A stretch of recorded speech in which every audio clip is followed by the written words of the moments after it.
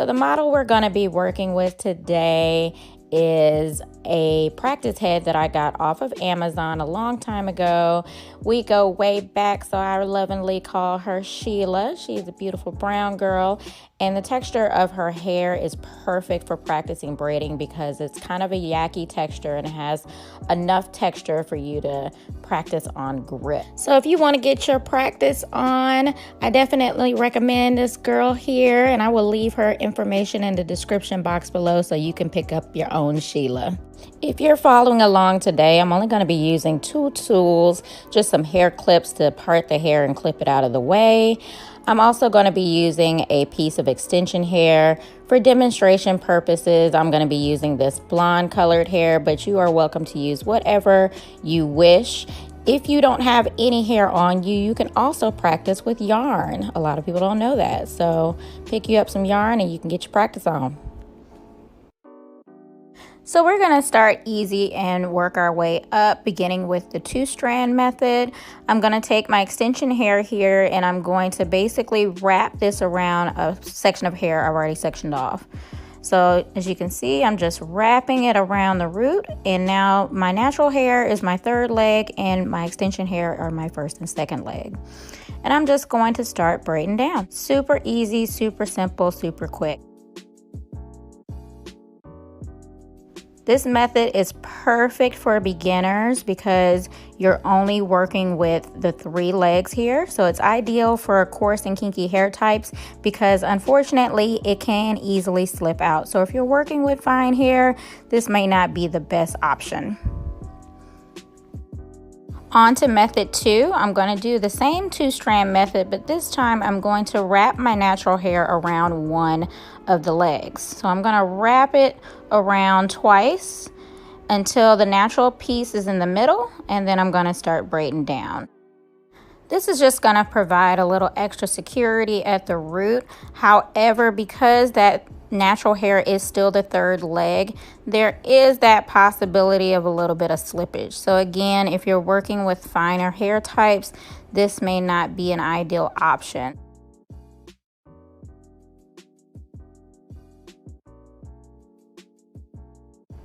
For the 3-strand method, I'm going to split my extension hair into thirds, and I'm going to take 1/3 of the hair and pull it apart. And then I'm going to hook it around the middle of the 2/3 piece, creating 3 legs individually here. And what I'm going to do is I'm going to take one of those legs, attach it to my natural hair, and then I'm going to braid around it.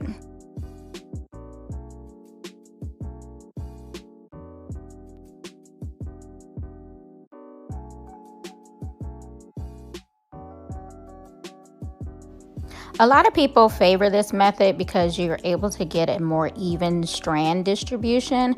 However, it's not my personal favorite because of the larger knot at the root. It's ideal for most hair types, but however, again, because that natural hair is still the third leg, there is the possibility of a little bit of slippage there. So if you don't have your grip game on point, then your braids may not last as long.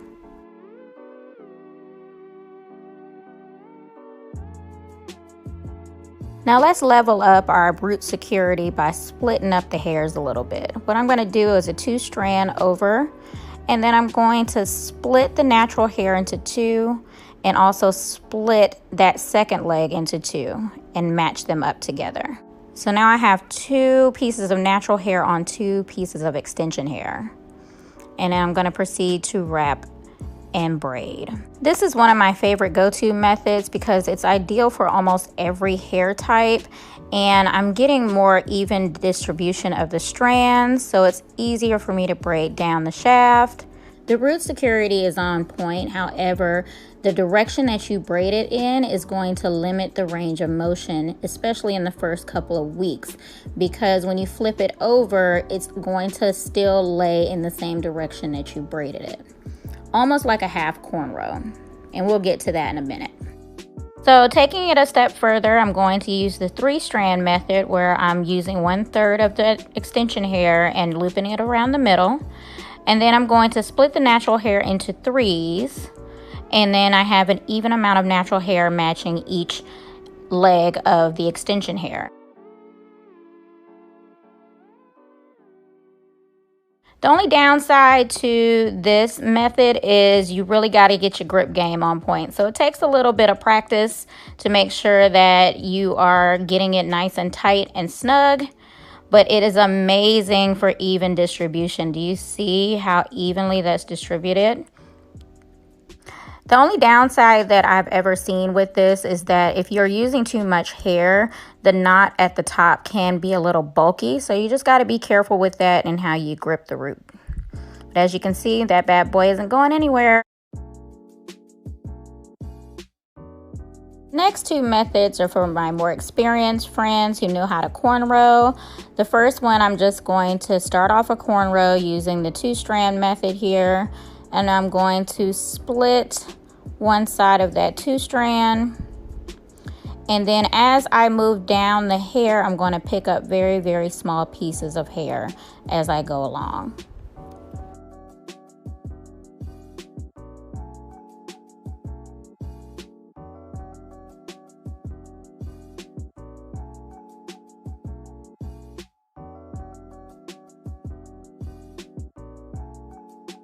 The best thing about cornrowing is absolute root security. That braid ain't going nowhere.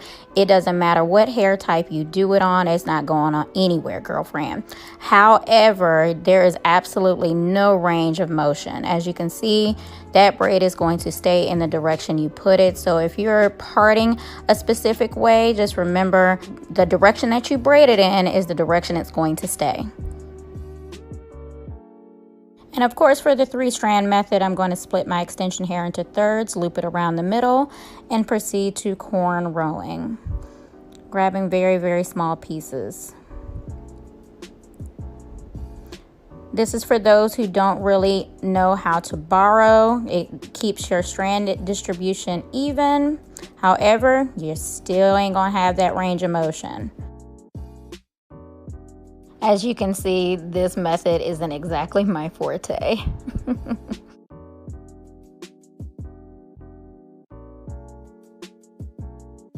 For the last method, I call this my hook knot method. This is something no one ever showed me, and I think I discovered by accident, but it has worked wonders for me over the years, especially with working with finer hair types and Caucasian hair types. So essentially, I'm going to wrap the hair around the root and create a knot.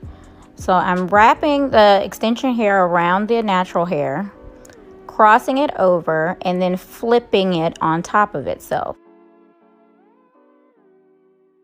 In this situation, my natural hair is going to be my third leg.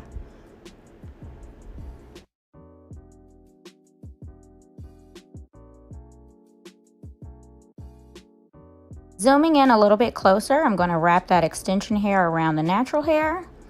I'm going to bring it under, then over, and then I'm going to slightly tug on it and loop it over the top,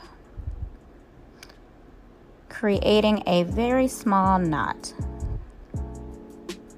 And then I'm going to proceed to braiding down. I don't use this method all the time. However, it is perfect for all hair types, especially fine hair types. You have complete range of motion. The root security is on point. The only downside is that it does take practice, because if you are not careful with your grip, you can do this a bit too tight and can cause a lot of tension. So you just got to be very, very careful with the tension there. So here's a bonus method for those who are concerned with tucking or even more even strand distribution. You can do this hook knot with splitting the hairs. I only do 2 because 3 is a little bit more difficult and can cause more tension. But I make sure that I'm going to loosen up my grip a little bit there before I hook the knot over, giving it just a little bit of give and room to play with at the top, so you're not pulling on the hair too much. But yeah, I do the slip knot with the 2-strand method as well.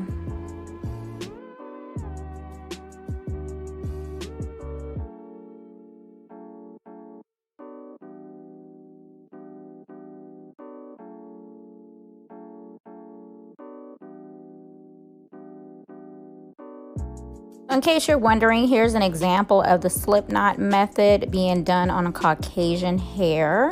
As you can see, it is very even and secure and turned out beautifully. She wore this for a really long time and rocked it amazingly well. I was really proud of this one. So that concludes 8 ways to start a box braid. I hope this video was helpful to you. If you feel like you learned something, make sure you thumbs up. And if you are already in practice with these things, let me know in the comments below what method works best for you. I may not have covered the method that you use, so we would all love to know in this community. So make sure you hit us up in the comments below. I'm going to be posting technical videos like this every Monday at 7 p.m. Central Standard Time. So make sure you hit that subscribe button on your way out and share it with your friends and family.